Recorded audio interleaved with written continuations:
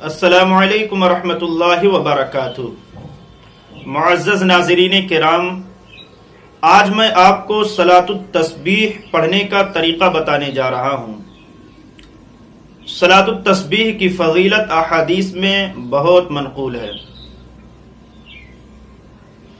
اللہ کے رسول صلی اللہ علیہ وسلم نے اس نماز کو اپنے چچا حضرت عباس رضی اللہ تعالی عنہ کو سکھائی تھی اور فرمایا تھا کہ یہ نماز تمہارے اگلے پچھلے غلطی سے کیے ہوئے، جان بوجھ کر کیے ہوئے، کھلم کھلا کیے ہوئے یا پوشیدہ طور پر کیے ہوئے تمام گناہوں کو اللہ تعالیٰ اس نماز کے ذریعے معاف کر دے گا۔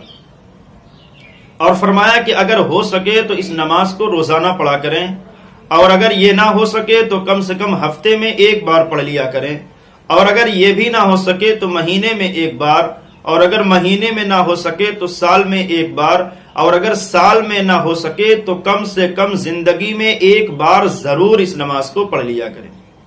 اسی طریقے سے اگر کوئی اس نماز کو اپنی کسی حاجت اور مصیبت کے وقت پڑھے گا تو وہ ضرور اپنے مقصد میں کامیاب ہوگا۔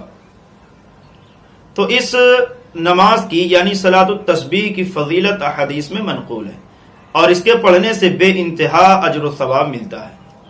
اب اس کے پڑھنے کا طریقہ کیا ہے وہ میں آپ کو بتاتا ہوں، چونکہ عام طور سے لوگوں کو معلوم نہیں ہوتا ہے کہ صلاۃ التسبیح کیسے پڑھی جاتی ہے۔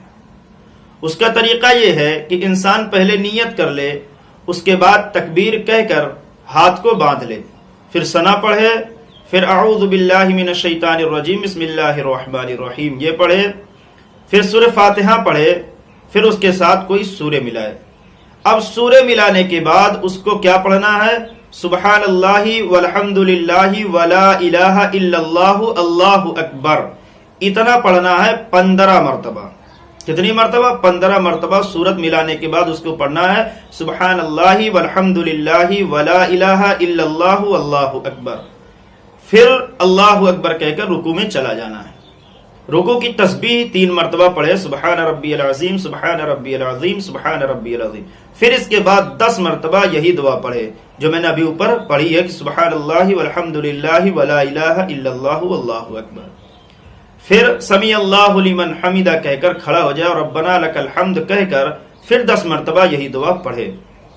پھر اللہ اکبر کہہ کر سجدے میں جائے اور سجدے کی تسبیح سبحان ربی الاعلی سبحان ربی الاعلی سبحان ربی الاعلی پڑھ کر پھر 10 مرتبہ یہی دعا پڑھے۔ پھر اللہ اکبر کہہ کر بیٹھے، پھر 10 مرتبہ یہی دعا پڑھ کر پھر دوبارہ سجدہ کرے۔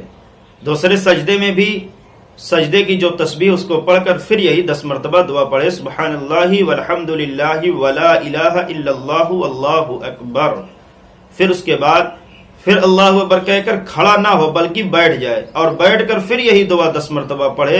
پھر اس کے بعد بغیر اللہ اکبر کہے کھڑا ہو جائے دوسری رکعت کے لیے۔